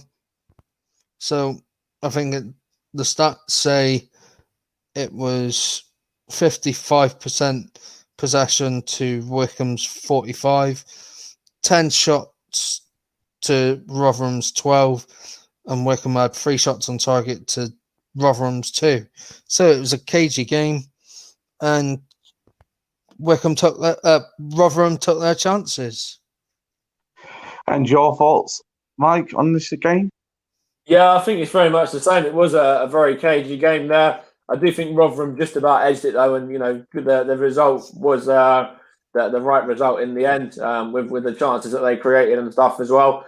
And as I said previously, I'll say it again, to score at the end of a game like that, it's heartbreak for Wycombe, but it shows the fitness levels of Rotherham, and that they're just able to keep fighting all the way to the very end. And they've got a never give up attitude, and they're a really good side, Rotherham, and I think they might surprise people this season, and that's going to hurt Wycombe as well, because they were so close to getting a point there, and I'm sure they will pick up some points along the way, but that's a big result for Rotherham there. And the corner, I saw the corner as well, and it was a really well timed jump and a really good header. So really well deserved victory for Rotherham, I think, in the end. Yeah, and my thoughts was it was like very tight, very no team wanted to lose the game, because it's like the first fixture between two promoted sides. But sometimes in football, you always have a winner, you always have a loser, and Rotherham deserve to win at the end. And the next game we're going to do is Bristol City 2, Coventry 1. So, Mike, we go to you first on this one. Okay, so I think that's a good result for Bristol City. It's not an ideal start for Coventry. Of course, another newly promoted side as well, and they were unfortunate to not get something. In my opinion, I think they could have actually got a draw maybe in this one. And Matty Godden, the former Stevenage man, got the goal for Coventry there as well. I'm always pleased when there's a former Stevenage man to pop up and get a goal, or to be involved and do really well for themselves. But yeah, I think Bristol City got away with that one a little bit, and I'm not too sure what the manager said or whatever at the end of the game. But I thought Coventry had more possession, more clear-cut chances, and for me, deserves to get a more positive result. And it was unfortunate that they lost in the end, because I thought they were the team that created more. And your thoughts, Rye, on the game? Yeah, Bristol City's scoring after 1 minute through Jamie Patterson, and then scoring after 82 minutes through Thomas Kalas, with Matty Godden scoring after 33 minutes. I think Bristol City are going to be a team that are going to want to get to the Premier League this season after missing out on the playoffs last season. So I think the game was end to end. It looks like 53% possession to Coventry, with 47% possession to Bristol City, with 11 shots and 16 on target. 11 shots for Bristol City, 16 shots for Coventry, and 6 on target for Bristol City, and 4 on target for Coventry. So Bristol City have took their chances and got the win. And speaking of Bristol City, they are currently 4-0 up against Northampton Town at Ashton Gate. So Bristol City look like they're through to the next round of that one. And my thoughts on the game for Bristol City v Coventry, it was a very cagey affair. Like I said, two teams, like Coventry were promoted from the Championship, and Bristol ended up winning 2-1. And the fixture, we're going to predict a few fixtures for this weekend. We are going to do, let's see. So we'll start off with, there's going to be some right games in here. So we're going to start off with Norwich versus Preston. So Mike, your score prediction on that one, please. Okay, I think that's going to be a really good game. Of course, Norwich have just come down as well from the Premier League, and I think they've still kept quite a lot of that squad as well. They did sell one or two, but a lot of the key players are still there. Cantwell's still there, and Timu Puki's still there and stuff as well. So I think they'll get a positive result, and they'll get a win in this one. They won the first one against Huddersfield as well, and I think they'll win this one. So they won that last one 1-0, and I can see them winning this one 2-1. And your score prediction for this game, Rye? Norwich v Preston. I think it's going to be a very good game for Norwich. Norwich are a good side. They've got Ben Gibson in their team now, and I think he'll fit in well. So I'm going to go for...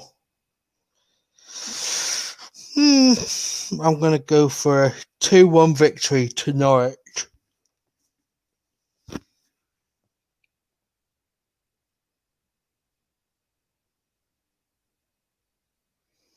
Oh, I think we've lost Sean there. He froze, yeah. So let me just have a look over some of these. We'll try and get him back. And I'm still here. Okay. I'm still here. Are you back? Yeah, I was looking at the fixtures, sorry. I think it's going to be Norwich 2, Preston 1. And then the next game is going to be, I think, Middlesbrough versus who they're playing at the weekend. Let's have a look. Bournemouth. They are Bournemouth. So we're going to start with you on that one, Rye.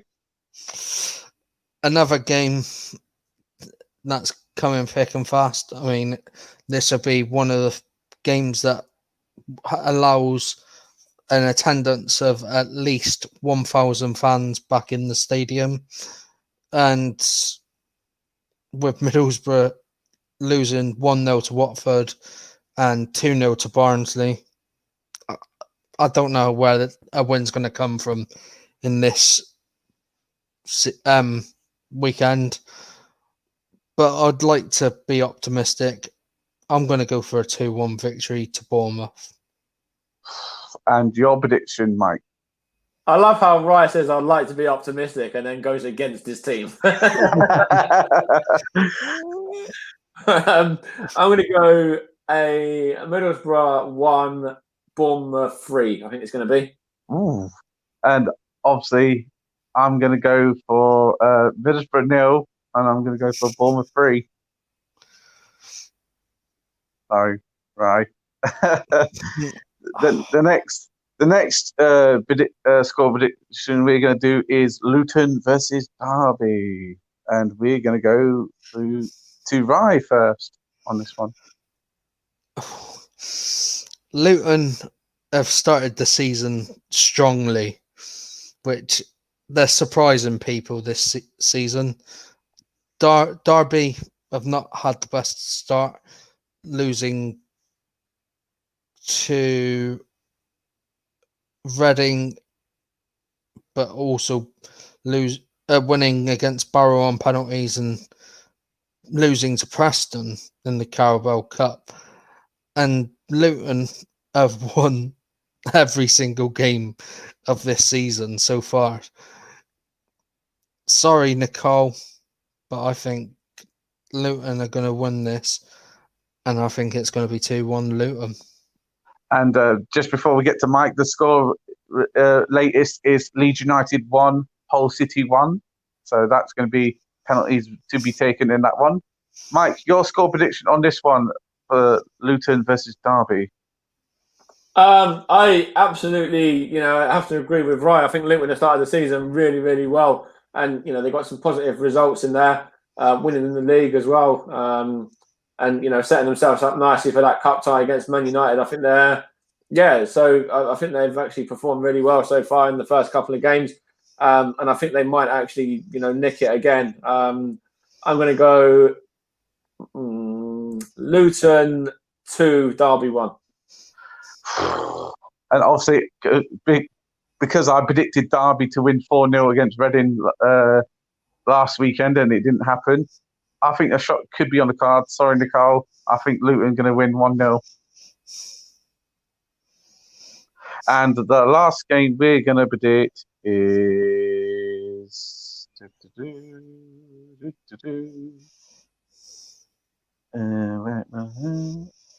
Stoke City versus Bristol City. And we're going to start with you, Mike, on that one. Prediction for that one game, please.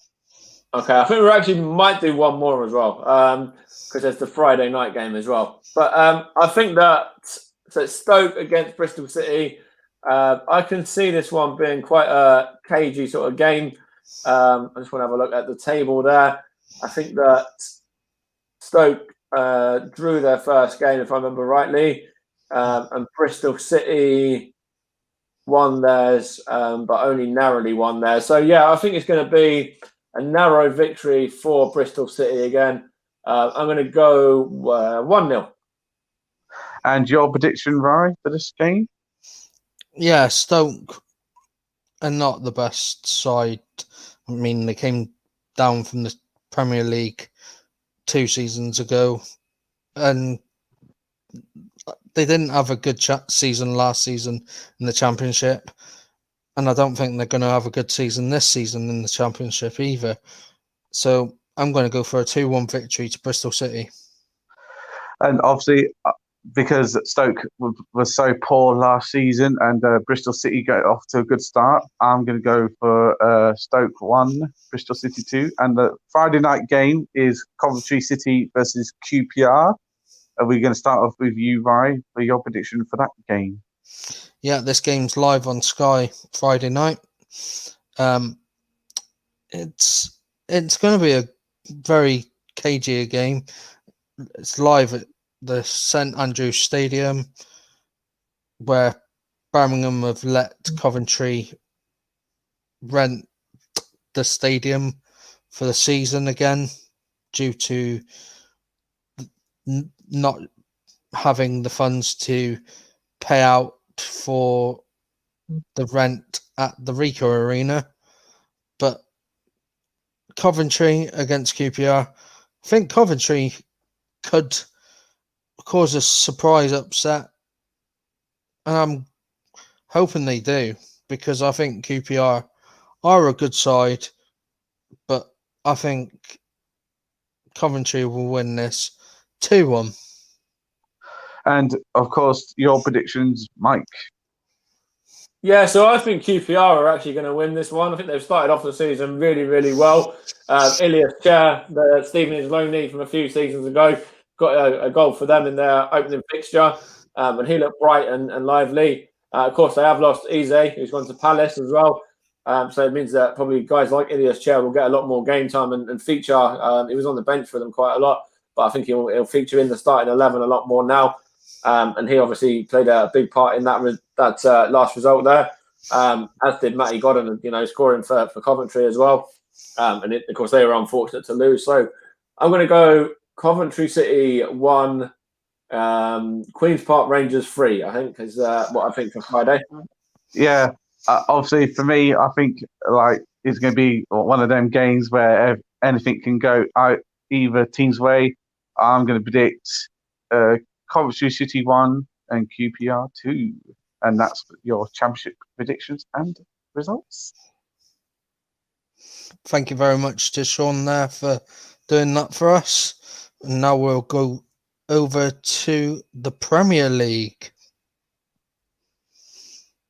So Mike's going to take us through the Premier League by reviewing some games and previewing the next lot of games. Okay, so thanks for that. That nice little intro there. So yeah, we'll start off with the early game on Saturday, and of course that was the London derby between Fulham and Arsenal over at Craven Cottage. And the fact that me and Sean are both Arsenal fans, I think we have to start with you, Ryan, on this one. Arsenal going to Craven Cottage and getting a very convincing 3-0 victory. Yeah, 3-0 victory over a Fulham side that I think will stay up this season. I mean, Lacazette, Gabriel and Aubameyang all being on the score sheet. Gabriel being on the score sheet on his debut. Willian assisting 2 goals. It was a very good game for them all, and they all played really well. And Arteta has to be very proud of them after getting this 3-0 victory. Yeah, and what did you make of the game, Sean? It was a kind of complete performance, wasn't it? Apart from that first minute when we kind of got caught out with that back pass from Gabriel, which let the Fulham striker in. That was the only real time I was scared in the whole game. I mean, yeah, to be honest with you, I think we looked very nervous at the start. I mean, like you said, the back pass was like, oh, what's he doing here? Like, we don't want that sort of mistake. But as we grew into the game, we sort of were in control, and Fulham never offered a threat to Gabriel. And like Rice said, Willian had a good debut. Gabriel had a good debut. Aubameyang is scoring goals where he left off, and we just won comfortably 3-0 winners in the end. Yeah, that's right. And Willian had a cracking debut. Gabriel had a brilliant debut as well. And it was obviously important for him to get a goal as well and to get a clean sheet. And that's it really. I thought we played really, really well. We played some good stuff. That bit of play, that kind of possession and passing for the third goal was amazing. It was started off from our goalkeeper, and then when Aubameyang cuts in and shoots on his, I think it was his left foot like that. Where it's going. It's always going to end up as a goal. So we'll have a look over some more results now. But that was a very positive result for Arsenal on the opening day. And of course, Fulham are going to maybe take a little bit of time to settle in. Leeds didn't take much time to settle in, though. The Premier League new boys. We'll come to you first, Ryan, on that absolute cracker at Anfield, the 4-3. Yeah, I mean, Leeds didn't get off to the best start with the first penalty of the 2 penalties, where there's been controversy over whether it is handball or handball. In my opinion, I think it's handball, even though the new rules state if it's deflected up and hits him on the hand, it's not handball. But in my opinion, handball's handball. But then Jack Harrison scored after 12 minutes. Van Dijk scored after 20 minutes. Then Patrick Bamford capitalised on a mistake from Van Dijk, who tried to play it back to Alisson, but Bamford got on that and scored. Then Salah scored again after 33 minutes. That was half time. It was 3-2, and then Click scored after 66 minutes, and then Liverpool got a second penalty for a foul, which I thought was a foul, and Salah took the penalty away as well. And I thought Leeds were really strong. They gave Liverpool a great game, and I don't think there's going to be that many teams that go to Anfield and score 3 goals and not win. Yeah, I have to fully agree with that as well. Leeds, showed no fear. They were excellent, really. They were a bit unfortunate maybe with some of the goals, but it was a really good game. Liverpool had to come back a couple of times from conceding goals, and it was a really good match. And if you got Salah in your fantasy football team for this week, I'm sure you'll be very pleased with that, because obviously you got the hat trick. We're doing our own little fantasy football league as well, aren't we, Rod, for RS Media? And we've currently got Gavin McCormick, who's top of that league. So well done to Gavin for the first round of fixtures there. But yeah, what did you make of that game, Sean? Well, what a game. What a game. I mean, end-to-end stuff. It was absolutely brilliant. Leeds didn't really panic and took the game to Liverpool. Liverpool were very on the back foot. They didn't know what to do. And to be fair, I got a lot of Leeds United mates, so they were very, very pleased and positive about the result or the performance that Leeds United put in. But Liverpool were very lucky to get away with the victory. But it was a 7-goal thriller, and it was absolutely brilliant to watch. End-to-end stuff. And it was, there was some really good attacking in there, some really poor defending as well, even from the likes of Van Dijk. He kind of, wasn't on his best. I think he was at fault for one of the goals. Let's go to the next game now. Excuse me, I'm losing my voice a bit. Excuse me. The next game we're going to do is the game on Sunday. And it's a game that I know that you're going to love, Sean, because I loved it. It was Spurs 0, Everton 1. So what did you make of that? I mean, to be honest, it was a very tight game, and I thought Spurs were going to win it, but unfortunately they didn't win it because Everton scored the goal, and I think Spurs looked very, very poor. I don't know what's going on or what's happening at the club. Mourinho will not be happy with the results, but apparently James Rodriguez had a good debut for Everton, and it's just one of those games where it was very tight, but Everton got away with the 3 points. Yeah, you said it there. James Rodriguez, I watched the game. He was brilliant. He was, the man that kind of pulled the strings for Everton, I think. And what did you make of that match, right? Yeah, I watched this one live as well. And I thought James Rodriguez didn't look out of place. I thought he was brilliant. There was a few mistakes he made, but to be honest, with the season he had before, to come to the Premier League as well, I think he's done really well. Ancelotti knows him really well after signing him for the third time as well. So, to be honest, it was a great result for Everton, who are currently now 2-0 up against Salford in their second round game. Okay, yeah, I just wanted to say that as well. I thought Spurs looked pretty ordinary, actually. I don't think there was anything special about them. Harry Kane was anonymous. Yeah, they were a shadow of the former self from past seasons. I thought that the goal was a really good header from Dominic Calvert-Lewin, and yeah, I think Everton, even Richarlison at the end of the first half could have put them 1-0 up earlier than the goal that kind of did. It could have come a lot sooner.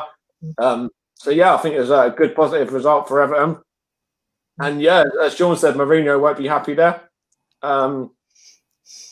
So we'll touch on one or two more games in terms of results before we go into some fixtures. And actually, we'll only do one more, I think. And it's the game that me and you commentated on Monday Night Ride between Brighton and Chelsea. So Sean wasn't a part of our commentary team that night, so we'll let him go first. But I'll come to you after. I think it was a really good game from what I was watching. An absolute cracker of a goal that Chelsea scored, and I think it's going to take a while for the Chelsea team to gel together as a unit before they get anywhere. I mean, they did look a bit nervy when Brighton scored, but as soon as they got the third goal, they looked in control. And apparently, Havertz had a good debut, Werner had a good debut, and that was it, really. Yeah. So Sean mentioned it there, right? Chelsea's performance that day, and what about that goal from Reece James? Yeah, it was a cracker of a goal from Reece James, the young right back who's come through Chelsea's youth academy, who had a short spell with Wigan as well in the 2017-18 season, and good riddance to him as well, because he has donated some money to Wigan to help them survive. So for him to score that cracker after 56 minutes, after Trossard, who scored probably another great goal and could be a goal of the season contender if it's going to be up there. And I mean, Werner, Havertz, both looked decent. I mean, Jorginho slotted his penalty away quite nicely. I mean, Reece James's goal was class, and then he had to go into midfield when Jorginho had to come off injured. But then Kurt Zouma got the winner after he Reece James corner, where Kurt Zouma's headed it and it's deflected off a Brighton man and gone in the back of the net. But Reece James got Kurt Zouma got credited with the goal because the goal was actually on target. But Brighton, you can't fault them. They were brilliant. They were outstanding. The first 20-25 minutes, they were the best side out there. They were pushing Chelsea, and I was just hoping that Brighton did do something more. But unfortunately, they lost 3-1 to Chelsea. Yeah, it was a great game, though. It was a great one to commentate on as well. And I thoroughly enjoyed doing that. And that was a really good, entertaining match. Just reading your comment there, Sean. But no, I thought Brighton put up a really good fight as well. And I think it was a really, good game. And I think that, they'll actually get some good results. They might even surprise a few teams as well. They were Arsenal's bogey side last season. So, hopefully it's not the same situation again. So let's go into a couple of previews as well. We'll preview some of the games for this coming weekend. So we've got the game, between Newcastle and Brighton on Sunday. We won't cover that, in fact, because we just covered Brighton there. So, let's cover Leicester Burnley. Leicester got a good win on the opening day, going to West Brom and getting a win. So let's cover that one instead, in fact. Yeah. So, yeah, go on, Ray. You can take that one first. Yeah, Leicester got off to a great start to the season. Timothy Castang scoring his first goal for the season, and then Jamie Vardy scoring twice is great as well. And I'm sure Burnley are not going to be no pushovers after losing 2-1 to Brighton on the last game of last season, because this is Burnley's first game of the season, due to Man City and Man U having European games, and they were set. One of them teams were set to play Burnley, so I think Burnley could come into this, but Leicester, I think they'll be too strong, and I think it's going to be a 3-1 victory to Leicester. Okay, Sean, what do you make of that one then? How do you think Leicester will get on against Burnley in this game at the weekend? I think it's going to be a really tight game. I mean, like just what Rai said, then Burnley are not going to be no pushovers, and it's going to be an interesting game to see who comes out on top of that one. So I'm going to go for a 2-1 Leicester win. Yeah, and I think I'm going to go Leicester as well. I think it's going to be 2-0 to Leicester. In that one, I think they've started off really well against West Brom, and Burnley are struggling a minute on and off the pitch as well.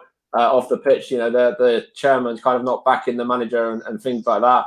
And of course, there's still time in the transfer window, but it doesn't look like they're going to be doing an awful lot of spending between now and October. We'll also touch on some Saturday games. That was a Sunday game. Let's jump back to Saturday. There's the teams that have just been promoted, Leeds and Fulham. I know we touched on the Liverpool and Leeds game, but I do want to touch on Chelsea, Liverpool as well. So, yeah, Leeds and Fulham, the two newly promoted sides. Let's start with you, Sean. I mean, my hometown, Leeds United, against my dad's team, Fulham. It's going to be a very good game, I think, in my book. Leeds did themselves proud to, give Liverpool a game, and unfortunately, Fulham lost 3-0 to Arsenal. So I'm going to give it a 2-0 Leeds United win. I think Leeds will win. You think Leeds will win? What about you, Ray? Leeds gave themselves a good threat, like I said, against Liverpool. Fulham, I think they'll settle really well. And I'd like to see Leeds do well in the Premier League after their 16-year spell out of the Premier League. But my heart's going 2-2. Okay, I'm going to go narrow Leeds victory, 2-1. So, yeah, there's actually, you made a good point there, Ray, as well. The first game for Man United and Man City. So, Man City goes to Wolves on Monday. But before that, it's Man U Palace. So, let's go to you first, Ray, on that one. The game at Old Trafford. Tasty game. I mean, Palace won their first game of the season to Southampton, which is good. And I think Man U, they've strengthened with Van der Beek, Donny Van der Beek coming in from Ajax. So who knows if he makes his debut. If he does, I think Man U will win. If he doesn't, I think it'll be a Palace draw. But I'm going to go for a 2-1 victory to Man U, because I think Van der Beek will start. Okay, yeah, I think he'll start as well. And I think Man U, they're at home. They're making their Premier League debut for the season as well. They're opener for the season.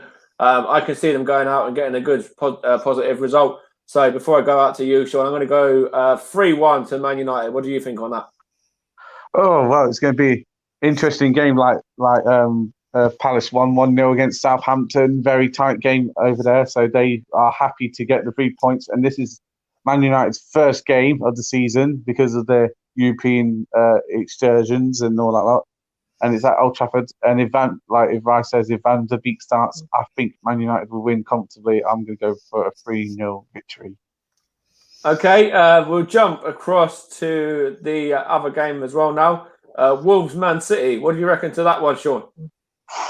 That's going to be very tight between two teams. I mean, Wolves were really good last season at Molineux, and Man City would look to close the gap on Liverpool. So this is going to be one of the hardest predictions to predict for this week, I think. So I'm going to go for a 2-0 Wolves win. Wow, that's pushing the boat out. Like, you think they're going to keep a clean sheet as well against? I think Mate, Aguero's back yeah, as well. yeah, Yeah. yeah. Wow. Okay. What about you, Ryan? Do you think they'll get a clean sheet against that lethal Man City strike line?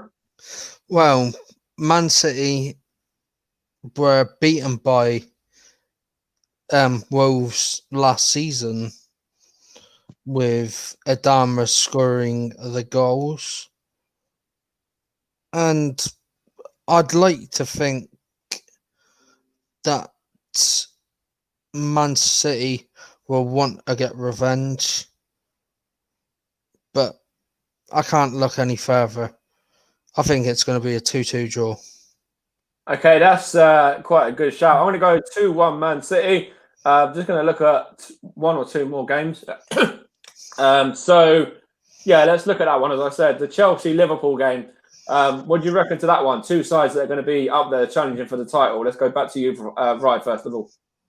This game, live on Sky Sports from 4:30. It's going to be what I think is going to be the best game of the weekend.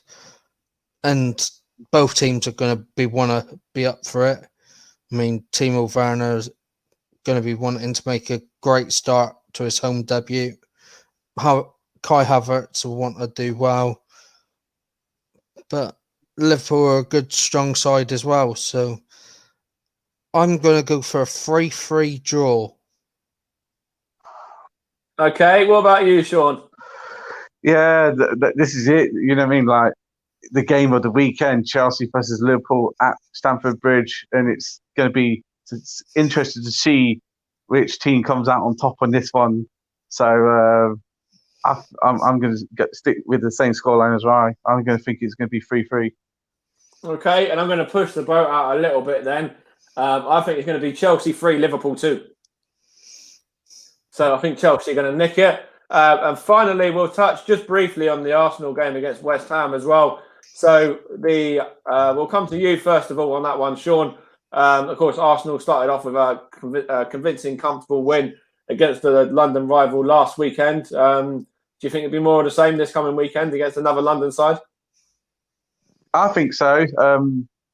It depends how we start the game. If we started like the slow, like we did against Fulham, when we had a bit nervous 5 minutes, but I think it's going to be 3-0 Arsenal win because we're at home. Okay, and Ryan, what do you make of that? I'll do mine at the end. Aston Villa. Arsenal do really well. I think they've got a good side together now. Now Aubameyang signed that contract that everyone wanted. I'm going to go for a 3-1 victory to Arsenal. Okay, I think Arsenal are going to win as well. I think we'll get a good result. I think it'll be positive. And I'm with you, Sean. I think we'll get a clean sheet as well. I think it's going to be 2-0 to Arsenal. So yeah, we're going to wrap it up there in terms of the Premier League. And I think Aubameyang will score and he'll mark his contract with a celebration as well. He might even pull out like a little sign the contract celebration. So yeah, we'll end it there on the Premier League side. So now we'll jump back to Rye for the conclusion at the end. Yep. So thank you very much to Mike there for talking us through the Premier League. Thanks to Sean that took us through the Championship. He did freeze because he is on his phone. Watched while he looked at the fixtures, so that's probably why you saw why he froze. But when we thought we'd lost him, that was because he stayed out of the screen for a while. But it's fine. These things happen. So I'd like to say thank you. Sorry, mate, just before ending it as well, have we got any final scores in the Carabao Cup for tonight? Just to kind of go across. I think Hull City have beaten Leeds 9-8 on penalties. Yeah. So results are coming in. So the results from the Carabao Cup second round: West Brom 3, Harrogate Town 2. Harrogate Town 0. I mean, sorry. Ipswich Town 0, Fulham 1, Bristol City 4, Northampton 0, Leeds United 1, Hull City 1, Hull City winning 9-8 on penalties, Southampton 0, Brentford 2, and the latest in the Everton game, it's currently Everton 3, Salford City 0, and they're into 3 minutes of added on time at the end of that game. So we'll bring you the latest on that until it finishes, and then we'll wrap up. But overall, Michael Keane scoring twice. Oh no, it's Moise Keane scored. Moise Keane and Michael Keane have scored. Everton have scored with Gylfi Sigurdsson as well. So it's a good victory over Salford, who are a good League Two side. And I mean, they've had to make one substitute through Braithwaite having to go off for Lucas Digne. So that's what's happened there. And it is finished 3-0 to Everton. So congratulations to all the teams that won in the second round. Commiserations to the other teams. And thank you very much to Mike Harneman and Sean Price for joining us tonight. And what are we doing about next week's podcast? Because obviously the Arsenal game against Leicester is on that night as well. We're going to be doing it on a little bit later after the game, or what we're going to be doing with that? We will probably bring you the podcast at a slightly earlier time, maybe, or maybe a slightly later time due to Arsenal v Leicester and the people that want to actually watch the game instead of being concentrating on doing a podcast. So if we do it earlier, you'll be notified. If we do it later, you'll be notified. If we do it at the same time, you'll also be notified as well. But thank you very much to Mike and Sean for joining me tonight, and we'll see you again very soon. And then just a quick reminder, Russ, I know you're not here tonight, but what's the score? Can you just quickly remind me? Did you qualify? Did you win? Did you? No, I can still. No, I just about heard him now. He's still crying into his spilt milk. Especially after he said, I'm not going to be on tonight. But thank you very much, Russ, for not coming on, because Leeds have now been buried out of the Carabao Cup. So thank you very much, everyone. I told you, Russ. I told you they'd lose as well. And we'll see you again next week.